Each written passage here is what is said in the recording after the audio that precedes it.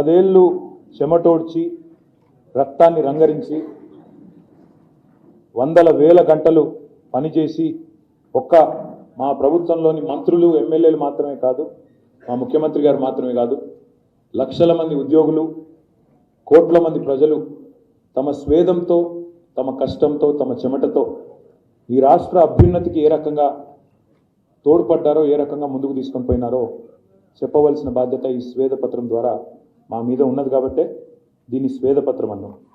ఎక్కడికి చేరుకున్నామో తెలవాలి అంటే ఎక్కడ మొదలయ్యామో గుర్తుపెట్టుకోవాలంటారు. అందుకే ఒక మాటలో చెప్పాలి అంటే విధ్వంసం నుంచి వికాసం వైపు, సంక్షోభం నుంచి సమృద్ధి వైపు జరిగిన ఈ ప్రయాణం కొత్త రాష్ట్రంలో గత 10 ఏళ్ల ప్రగతి ప్రస్థానం ఏదైతే ఉందో భారతదేశ చరిత్రలోనే ఒక రకంగా చెప్పాలంటే ఇది ఒక సువర్ణ అధ్యాయం.